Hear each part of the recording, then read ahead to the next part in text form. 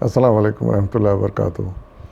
اس وقت میں آپ کے سامنے سورہ المائدہ کی آیت نمبر 33 اور 34 یعنی 33 اور 34 کا ترجمہ لے کر حاضر ہوں۔ سماعت فرمائیے۔ اعوذ باللہ من الشیطان الرجیم، بسم اللہ الرحمن الرحیم۔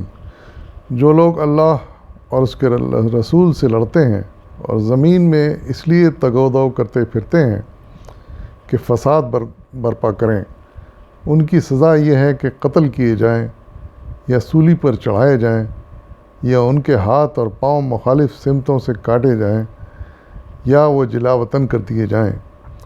یہ ذلت اور رسوائی تو ان کے لیے دنیا میں ہے اور آخرت میں ان کے لیے اس سے بڑی سزا ہے۔ مگر جو لوگ توبہ کر لیں قبل اس کے کہ تم ان پر قابو پاؤ، تمہیں معلوم ہونا چاہیے کہ اللہ معاف کرنے والا اور رحم کرنے والا ہے۔ صدق اللہ العظیم۔ اس آیات میں اللہ تعالیٰ نے ان فسادیوں کا ذکر کیا ہے اور ان کی جرم کی سزا کا اعلان کیا ہے جو دنیا میں فساد پھیلاتے پھرتے ہیں، قتل و غارت گری کرتے ہیں۔ یہ نہ صرف انسانیت کے دشمن ہوتے ہیں بلکہ اللہ اور رسول کے بھی دشمن ہوتے ہیں۔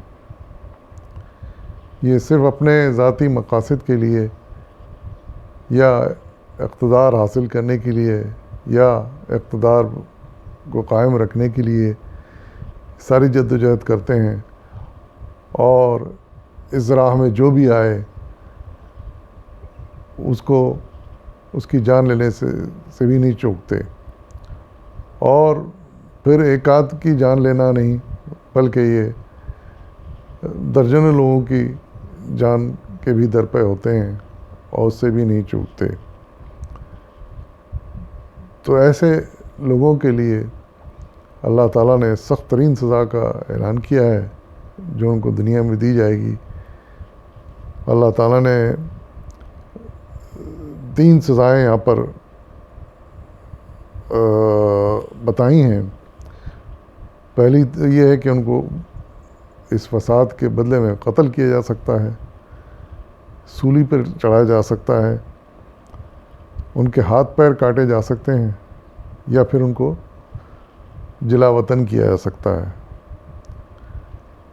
اب یہ منصف پر ہے کہ وہ کسی خاص مجرم کے لیے کیا سزا تجویز کرتا ہے۔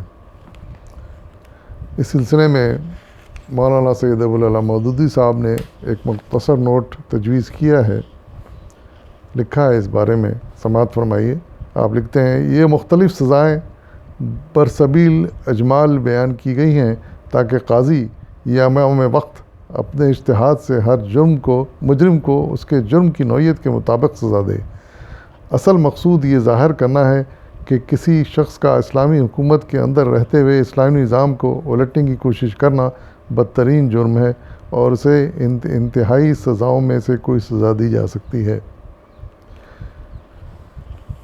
تو ہم اس نتیجے پر پہنچتے ہیں کہ فساد بہرحال ہر طرح برا ہے اور اس کی جتنی بھی مذمت کی جائے کم ہے، اور جو سزائیں اللہ تعالیٰ نے دی ہیں وہ بالکل ٹھیک دی ہیں، کیونکہ ایسے لوگ امن و امان کے دشمن ہوتے ہیں اور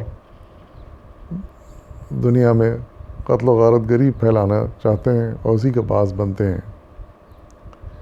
اور پھر عمومی طور پر دیکھا گیا ہے کہ ایسے لوگوں کو جب کہا جاتا ہے کہ تم کیا غلط کام کر رہے ہو، اس کام سے باز آ جاؤ، اس فساد سے باز آ جاؤ، تو اس کا عام طور پہ یہ جواب ہوتا ہے کہ ہم تو فساد تو نہیں کر رہے، ہم تو نیکی کا کام کر رہے ہیں۔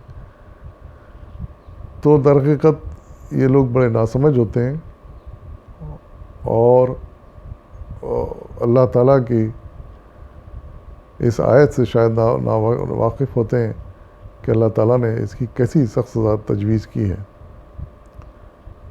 تو اللہ تعالیٰ ایسے سب لوگوں کو ہدایت دے، نیک ہدایت دے کہ وہ اس سے باز آ جائیں اور انسانیت سے دشمنی نہ کریں، خدا رسول سے دشمنی نہ کریں۔ وآخر دعوانا والحمد للہ رب العالمین۔